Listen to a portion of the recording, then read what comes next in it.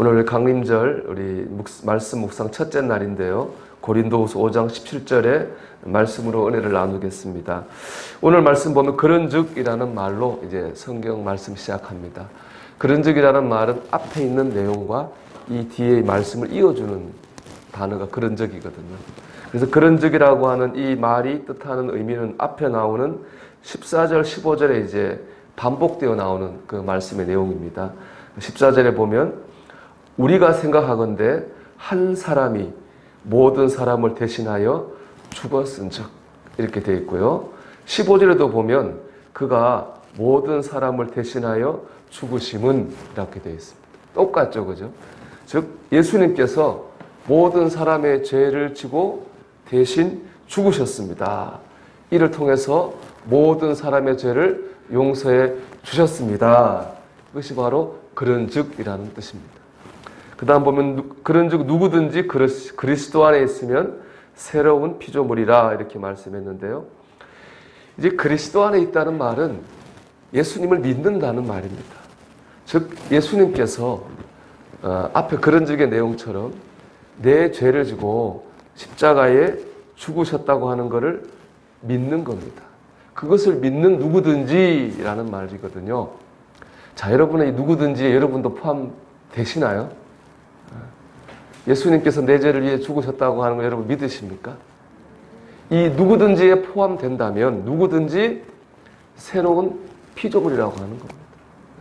우리가 예수님께서 내 죄를 위해 지고 죽으심으로 나를 용서하셨다고 하는 것을 믿는다면 그 사람은 새로운 피조물입니다.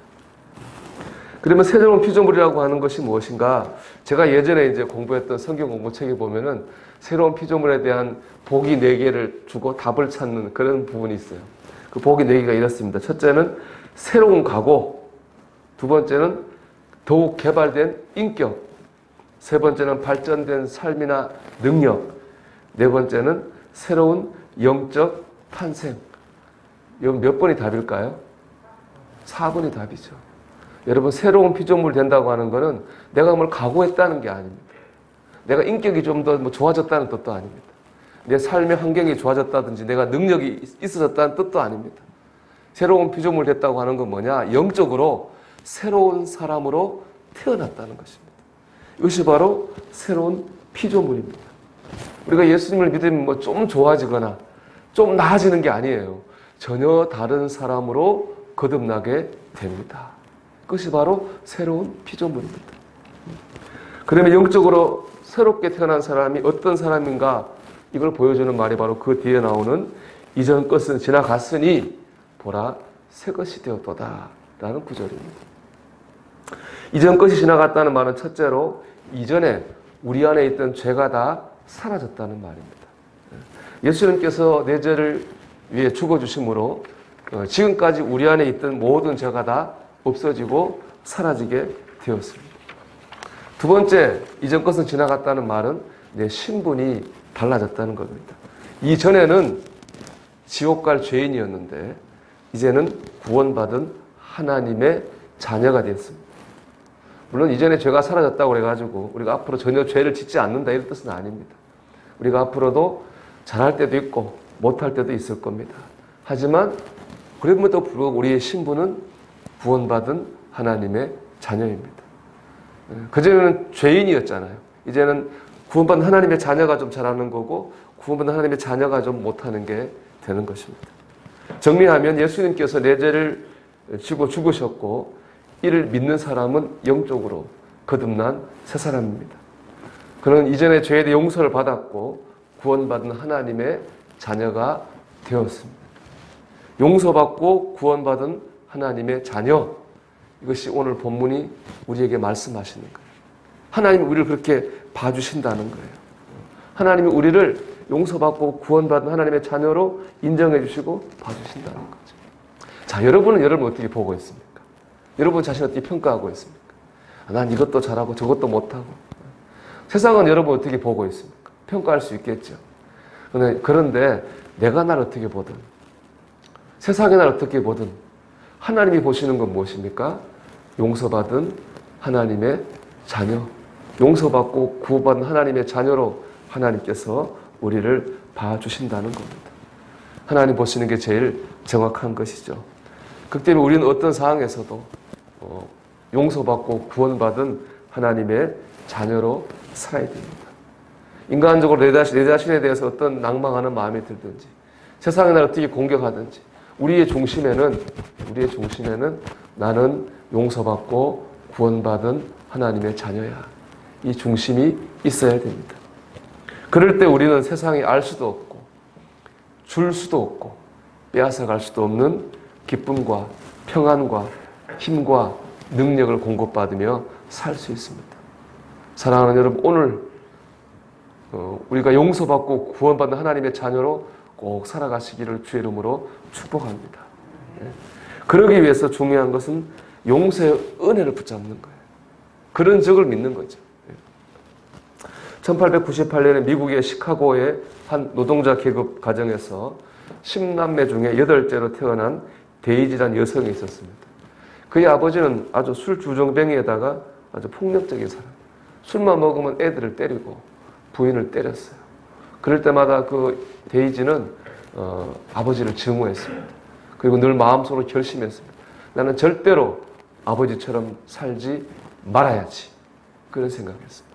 그 세월이 흘러서 이제 그 딸 데이지가 6남매를 둔 어머니가 됐어요.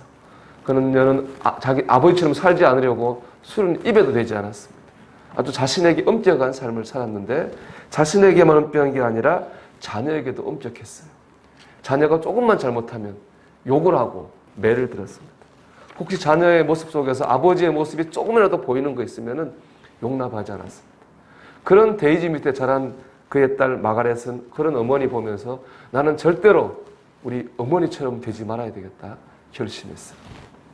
그리고 그의 어머니처럼 똑같이 엄격하게 자녀를 키웠습니다.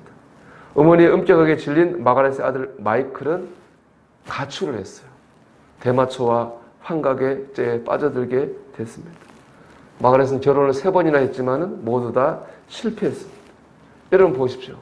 술주정뱅이 아버지, 그의 딸 데이지, 또 그의 딸 마가렛, 그의 아들 마이클, 다들 그들 마음속에 나는 우리 부모처럼 살지 말아야지 라는 다짐과 결심이 있었습니다. 하지만 결국에는 그의 부모처럼 그들은 모두 어두운 삶을 살았어요. 그런 저주가 그 가정에 대물림 되었습니다. 왜 그랬을까요, 여러분? 용서가 없었기 때문입니다. 내가 우리 부모처럼 살지 말아야지 하는 다짐과 결심은 다 뭐 위에 서 있었습니까? 미움과 증오 위에 서 있었다. 미움과 증오 위에서 각오하고 결단한 거거든요. 용서가 없었어요. 그러니까 저주가 끊어지지 않는 겁니다. 여러분, 미움과 증오 가지고 저주를 끊어낼 수 없습니다.